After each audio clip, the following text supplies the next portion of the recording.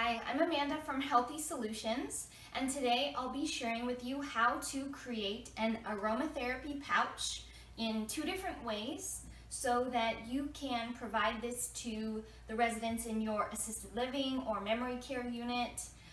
Remember, sensory stimulation is one of the last things to go in someone with memory impairment. So this can be a really fantastic utilization of the sense of smell and taste so that we can assist in creating a better life for those individuals that we serve. So again, my goal today is to create these aromatherapy pouches, and as you'll see, I have many different items in front of me. So these are the materials that you'll need. What you'll need for both is some sort of pouch. I suggest you use something that ties so that you can keep it safe and secure. Any color that you like or your residents like is fine. You will need some sort of item that will hold the scent. So if you don't have fresh herbs, I have fresh mint here and I have fresh basil here. You might have something dried. I also have dried lavender. I have dried rose petals, a rose that I had picked from the garden in my neighborhood, so you can certainly utilize things like that. And I have little aromatherapy or essential oils, and I have labeled each one of them. It might be hard to see. This one is rosemary, for example, as clarifying and invigorating. So I have labeled each one of my essential oils to list kind of the emotions that they are supposed to invoke. Now, how do you get an essential oil into a pouch, you might ask? You would use the vehicle of rice, okay? So rice is very absorbent, as we know, and it bulks up when we cook it. So we would do the same thing to put between 5 and 10 drops of your essential oil into your rice before you put it in your pouch. So let's create one together. Let's use just the dried ingredients for simplicity's sake today. So the first thing that you would do would be to find your pouch of choice. You would simply put a little bit of each, or you can choose that you would have separate ones. I like to include more than 1 scent, more than 1 scent in each pouch. So I am including rose petals that, if you smell, are very fragrant in and of themselves. A little bit of lavender. These are supposed to be calming scents. I simply pull it. I take the extra moment to tie it, and trust me, you'll want to do that just in case we have busy fingers going on around these. And that is simply it.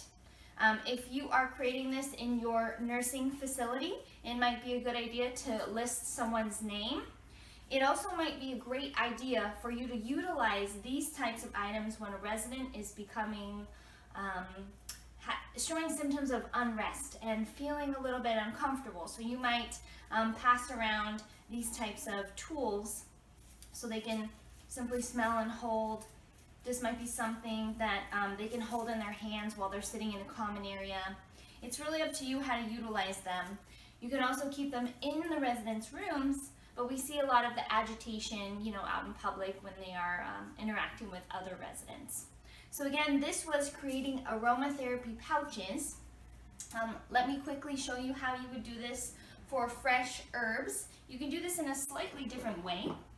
If you would like to not create a pouch, but you'd like to create something a little bit more naked, for lack of a better term, you can actually take your mint, for example, which is a slightly more invigorating scent, just so you know. You can use a small ribbon. You can tie it very simply. Okay, the ribbon just simply holds the stalks together. You can make it cute or just make it functional, whatever works for you.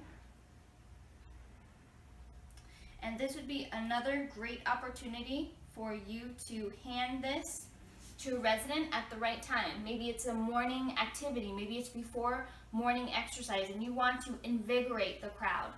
Passing around a peppermint stalk like this, where it really invigorates your senses and excites you and wakes you up, would be very, very good in that sort of instance. So this type of activity, if you were passing it around to the residents, may last between 5 and 10 minutes. You might want to talk about the scents that they are smelling.